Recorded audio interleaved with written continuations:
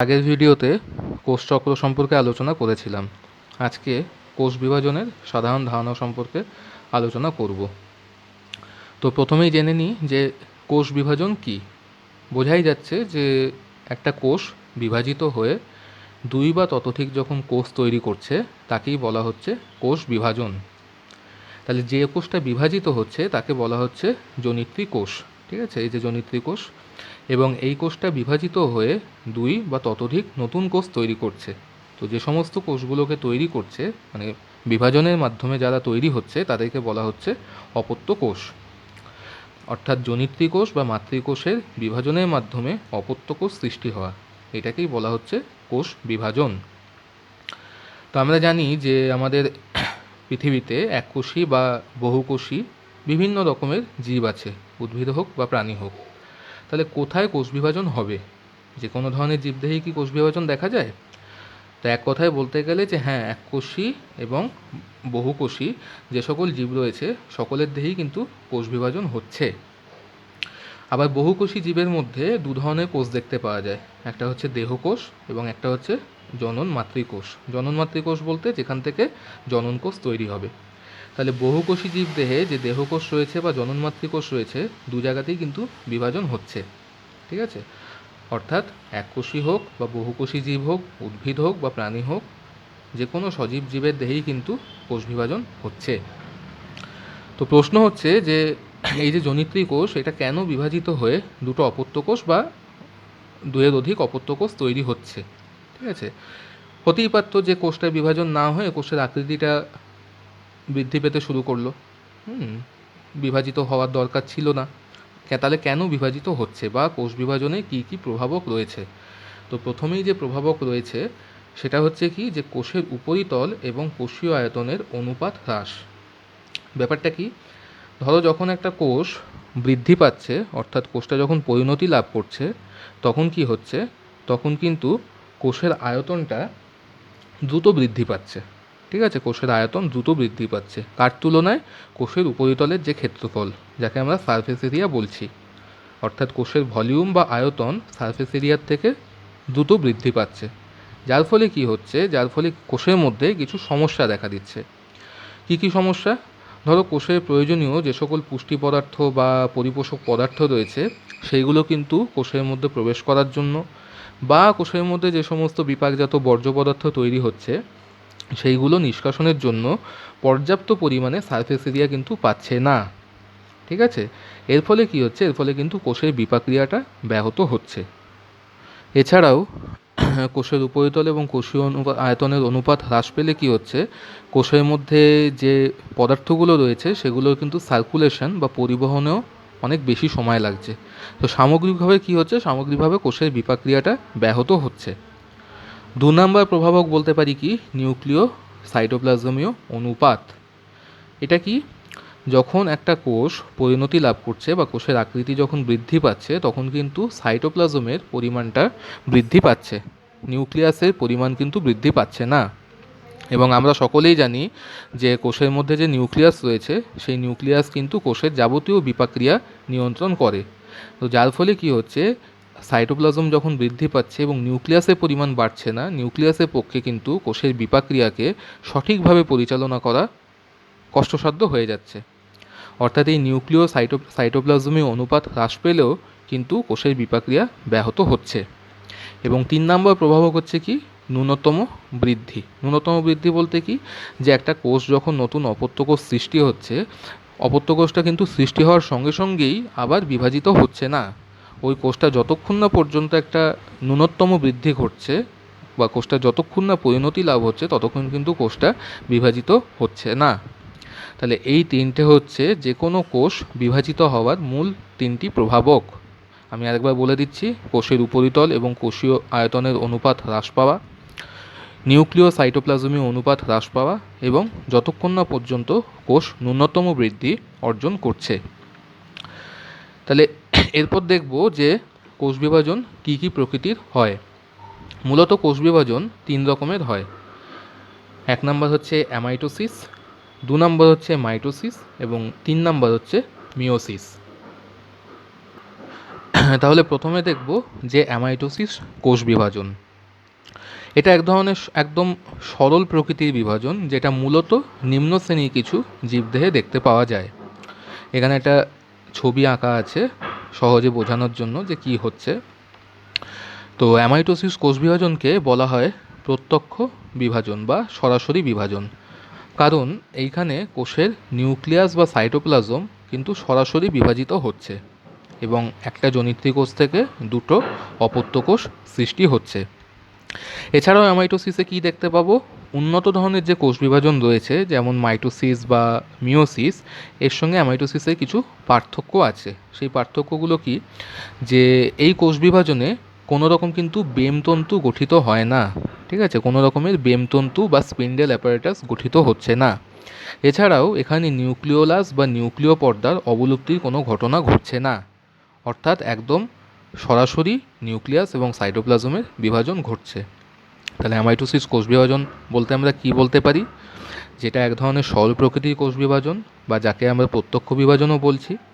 এখানে নিউক্লিয়াস এবং সাইটোপ্লাজম সরাসরি বিভাজিত হয় এবং একটা জনন মাতৃকোষ থেকে দুটো অপত্য কোষের সৃষ্টি হয়, যেখানে কোনো রকমের বেমতন্তু বা বেমযন্ত্র গঠিত হচ্ছে না এবং নিউক্লিওলাস ও নিউক্লিয় পর্দার কোনো অবলুপ্তিও ঘটছে না।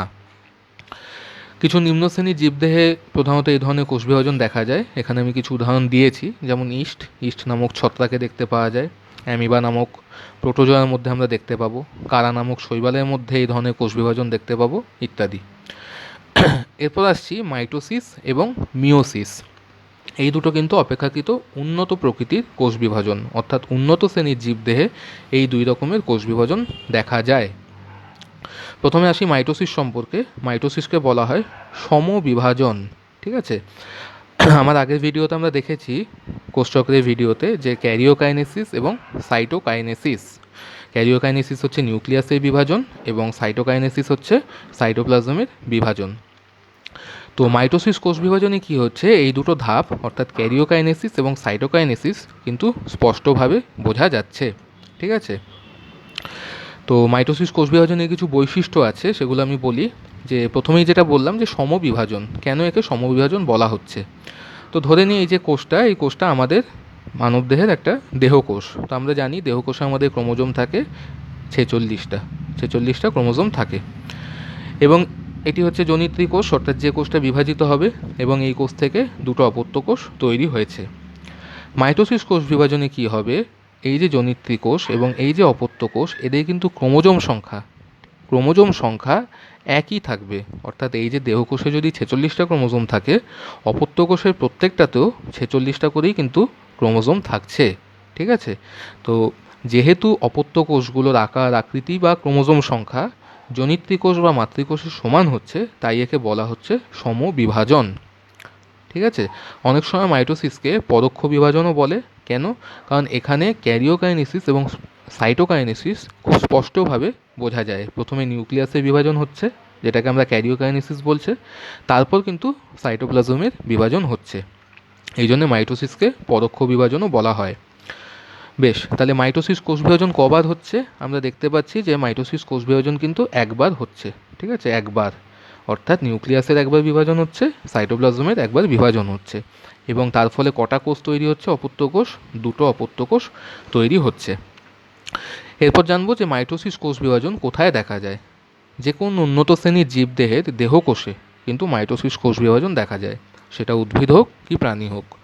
উদ্ভিদ হলে উদ্ভিদের মূলত বর্ধনশীল যে অঞ্চলগুলো সেইখানে দেখা যাচ্ছে, এবং প্রাণী হলে প্রাণীদের যে দেহকোষ রয়েছে, ঠিক আছে, সেই দেহকোষের মধ্যে মাইটোসিস কোষ বিভাজন হচ্ছে। এবং পরের পয়েন্ট একবার বিভাজন, যেটা আমি আগেই বললাম, যে একবার নিউক্লিয়াস এবং একবার সাইটোপ্লাজমে বিভাজন হচ্ছে। তাহলে মাইটোসিস কোষ বিভাজনে আমরা কি পেলাম, যে মূলত এটা দেহকোষে হচ্ছে, যেখানে নিউক্লিয়াস এবং সাইটোপ্লাজম একবার করেই বিভাজিত হচ্ছে এবং দুটি অপত্য কোষ তৈরি হচ্ছে, যাদের আকার আকৃতি এবং ক্রোমোজোম সংখ্যা জনিত্রী কোষে কিন্তু সমান হচ্ছে। এরপর চলে আসবো মিওসিস কোষ বিভাজন। মিওসিস কোষ বিভাজনকে বলা হচ্ছে হ্রাস বিভাজন। আচ্ছা, এইখানে আমরা একটু পার্থক্য দেখব, যে মাইটোসিসে কিন্তু বিভাজন একবার হচ্ছিল, মিওসিসে কিন্তু দুবার বিভাজন হচ্ছে, ঠিক আছে। তাহলে এইটা যদি মিওসিস 1 হয় এবং এটা যদি মিওসিস 2 হয়, তাহলে আমাদের বুঝতে সুবিধা হবে। তো তো মিওসিস কোষ বিভাজন কী হচ্ছে, কেন হ্রাস বিভাজন হচ্ছে আগে বলি। কারণ এইখানে যে জনিত্রী বা মাতৃকোষটা রয়েছে, ঠিক আছে, সেই কোষটা কিন্তু পরপর দুবার বিভাজিত হয়ে যে অপত্য কোষগুলো তৈরি করছে, এখানে আমরা 4টে অপত্য কোষ পাচ্ছি, এই অপত্য কোষের ক্রোমোজোম সংখ্যা কিন্তু মাতৃকোষের ক্রোমোজোম সংখ্যার অর্ধেক হয়ে যাচ্ছে, ঠিক আছে, ক্রোমোজোম সংখ্যাটা কমে যাচ্ছে, তাই একে বলা হচ্ছে হ্রাস বিভাজন। তাহলে আমরা যদি ধরে নিই যে, বা আগে আমি বলি যে মিওসিস কোষ বিভাজনটা কোথায় হয়। মিওসিস কোষ বিভাজন হয় জনন মাতৃকোষে। জনন মাতৃকোষ কি? জনন মাতৃকোষ হচ্ছে যেই কোষটা বিভাজিত হয়ে জনন কোষ তৈরি করবে। যেমন আমাদের দেহে, পুরুষদের দেহে জনন কোষ হচ্ছে শুক্রাণু, স্ত্রীদের হচ্ছে ডিম্বাণু। তাহলে শুক্রাণু মাতৃকোষ বা ডিম্বাণু মাতৃকোষে আমি মিওসিস কোষ বিভাজন দেখতে পাবো। বা যদি উদ্ভিদের ক্ষেত্রে ধরি, তাহলে পরাগরেণু মাতৃকোষ বা স্ত্রীরেণু মাতৃকোষে কিন্তু মিওসিস কোষ বিভাজন হবে। তো আমি যদি ধরে নিই যে এটা আমার জনন মাতৃকোষ, যেখানে ক্রোমোজোম সংখ্যা 46টাই রয়েছে, এটা একটু খেয়াল রাখবে যে জনন মাতৃকোষে কিন্তু ক্রোমোজোম সংখ্যা 46টাই থাকে, অর্থাৎ ডিপ্লয়েডই থাকে। জনন কোষে কিন্তু ক্রোমোজোম সংখ্যা অর্ধেক হয়ে যায়। তাহলে এই যে 46টা ক্রোমোজোম রয়েছে, মিওসিস 1 কোষ বিভাজন হওয়ার ফলে দুটো কোষ তৈরি হয়েছে, এদের কিন্তু ক্রোমোজোম সংখ্যা 46টাই থাকবে। এবং মিওসিস 2 এর পরে যে 4টে অপত্য কোষ তৈরি হয়েছে, এদের ক্রোমোজোম সংখ্যা কিন্তু অর্ধেক হয়ে যাবে, 23, ঠিক আছে। তাহলে আরও ভালো করে যদি আমরা বলতে পারি যে মিওসিস 1, একে কিন্তু হ্রাস বিভাজন বলা হচ্ছে না, কারণ এখানেও 46টা ক্রোমোজোম, এখানেও 46টা ক্রোমোজোম। মিওসিস 1কে ওই জন্য অনেক সময় সমবিভাজনও বলে, যেহেতু ক্রোমোজোম সংখ্যা একই থাকছে, বোঝা যাচ্ছে। মিওসিস 2, যেখানে ক্রোমোজোম সংখ্যা অর্ধেক হয়ে যাচ্ছে, সেইটাকে প্রকৃতপক্ষে হ্রাস বিভাজন বলা হচ্ছে, ঠিক আছে। তো সামগ্রিকভাবে আমরা মিওসিসকে হ্রাস বিভাজনও বলি, কিন্তু নির্দিষ্ট করে বলতে গেলে মিওসিস 2কে বলা যেতে পারে বা বলা হয় হ্রাস বিভাজন। আর এখানে কি পাচ্ছি যে একবার মিওসিস কোষ বিভাজন হলে কটা কোষ তৈরি হচ্ছে? 4টে অপত্য কোষ তৈরি হচ্ছে। তাহলে এখানে অপত্য কোষের সংখ্যা 4টে। কোথায় হয় এটা আমি আগেই বলেছি, জনন মাতৃকোষে হয়, ঠিক আছে। জনন মাতৃকোষ থেকে যখন জনন কোষ তৈরি হচ্ছে, তখন মিওসিস কোষ বিভাজন হচ্ছে। এবং আরেকটা গুরুত্বপূর্ণ বিষয় যে মিওসিস কোষ বিভাজন কিন্তু পরপর দুবার হয়, অর্থাৎ ক্যারিওকাইনেসিস বা সাইটোকাইনেসিস দুটো ঘটনাই দুবার করে ঘটে। প্রথমটাকে আমরা বলছি মিওসিস 1, দ্বিতীয়টাকে বলছি মিওসিস 2। তাহলে মাইটোসিস এবং মিওসিসের খুব সংক্ষেপে এখানে ধারণা দেওয়া হলো। এরপর যখন আমরা মাইটোসিস এবং মিওসিস ডিটেলসে পড়ব, পরবর্তী ভিডিওতে সেটা আমরা পাবো, সেখানে আমি কী করে হচ্ছে মাইটোসিস কোষ বিভাজন বা মিওসিস কোষ বিভাজন কী করে হচ্ছে সেগুলো আলোচনা করব। তাহলে এখানে সংক্ষেপে দুটোর মধ্যে যদি পার্থক্য দেখি, তাহলে কী পেলাম? একে বলা হচ্ছে সমবিভাজন, একে বলা হচ্ছে হ্রাস বিভাজন। এখানে নিউক্লিয়াস এবং সাইটোপ্লাজম একবার করেই বিভাজিত হচ্ছে এবং অপত্য কোষ দুটি। এখানে পরপর দুবার বিভাজন হচ্ছে এবং অপত্য কোষ হচ্ছে 4টে। ক্রোমোজোম সংখ্যা সমান থাকছে, ক্রোমোজোম সংখ্যা অর্ধেক হয়ে যাচ্ছে। দেহকোষে হচ্ছে, জনন মাতৃকোষে হচ্ছে। এটা খেয়াল রাখবে, জনন মাতৃকোষে কিন্তু, জনন কোষে নয়। জনন মাতৃকোষ থেকে মিওসিস বিভাজনের মাধ্যমে জনন কোষ উৎপন্ন হয়। তাহলে 3 রকম কোষ বিভাজন সম্পর্কে আমরা দেখলাম, অ্যামাইটোসিস, মাইটোসিস এবং মিওসিস। এইবার দেখব যে কোষ বিভাজনে কী কী গুরুত্ব বা কোষ বিভাজন হওয়ার তাৎপর্য কী। প্রথমেই হচ্ছে বৃদ্ধি, ঠিক আছে, সেটা এককোষী জীব হোক কি বহুকোষী জীব হোক, বৃদ্ধির জন্য কিন্তু কোষ বিভাজন অপরিহার্য। অর্থাৎ যখনই একটা কোষ বিভাজিত হয়ে দুটো, দুটো থেকে 4টে, 4টে থেকে 8টা, এইভাবে কি হচ্ছে, জীবদেহে কিন্তু বৃদ্ধি ঘটছে। যেমন আমাদের এক্ষেত্রে আমরা যে ভ্রূণ থেকে আস্তে আস্তে পরিপূর্ণ দেহ তৈরি হচ্ছে, মানব দেহ তৈরি হচ্ছে, সেখানে কিন্তু অসংখ্যবার কোষ বিভাজিত হয়েছে। 2 নম্বর হচ্ছে প্রজনন। প্রজনন মূলত যেগুলো নিম্ন শ্রেণীর জীবদেহ বা এককোষী জীবদেহ, তারা যখন প্রজনন করে, তারা কিন্তু মূলত কোষ বিভাজনের মাধ্যমেই করে, অর্থাৎ কোষ বিভাজনের মাধ্যমে তাদের কিন্তু প্রজনন ঘটছে। 3 নম্বর হচ্ছে ক্ষয়পূরণ। অনেক সময় কি হয়, কোষ বিভিন্ন রোগাক্রান্ত হয়ে বা বিভিন্ন কারণে কোষের মৃত্যু ঘটে, ঠিক আছে। সেই কোষের যে মৃত্যু ঘটলো বা কোষের মধ্যে যে ত্রুটি আছে, সেই ত্রুটি পরিপূরণ করার জন্য অনেক সময় কিন্তু কোষের বিভাজন ঘটে, অর্থাৎ মেরামতি বা ক্ষয়পূরণের জন্য কিন্তু কোষ বিভাজন হচ্ছে, ঠিক আছে। তাহলে এই যে 3 রকম আমি গুরুত্ব পেলাম, বৃদ্ধি, প্রজনন, ক্ষয়পূরণ, এগুলো কিন্তু প্রত্যেকটি মোটামুটি মাইটোসিসের গুরুত্ব। এরপর দেখব ক্রোমোজোমের সংখ্যা ধ্রুবক। এটা কি?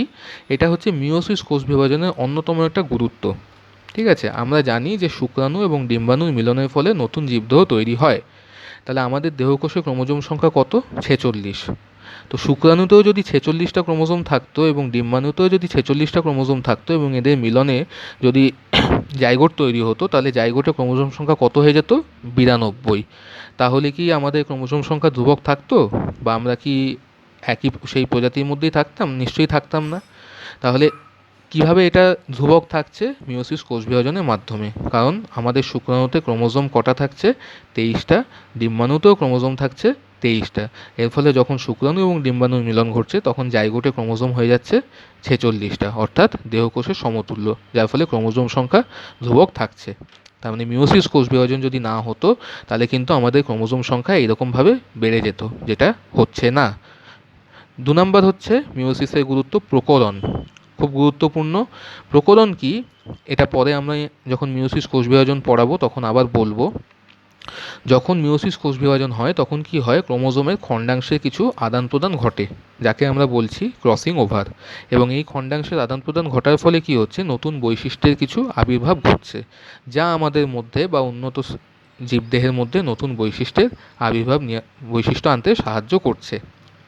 এবং এই প্রকরণই কিন্তু অভিব্যক্তি বা বিবর্তনে সাহায্য করছে। তাহলে এইগুলো হচ্ছে গুরুত্ব মোটামুটি কোষ বিভাজনের। ঠিক আছে, তাহলে এইখানে আমরা কোষ বিভাজনের একটা সাধারণ ধারণা পেলাম। ঠিক আছে, কেন হচ্ছে, কোথায় হচ্ছে, বা কী কী প্রকৃতির। পরের ভিডিওতে আমরা মাইটোসিস বা মিওসিস, এই দুরকম কোষ বিভাজন আরও বিশদে আলোচনা করব। তো ভিডিওটা যদি ভালো লেগে থাকে অবশ্যই লাইক করবেন, শেয়ার করবেন এবং সাবস্ক্রাইব করবেন। Thank you.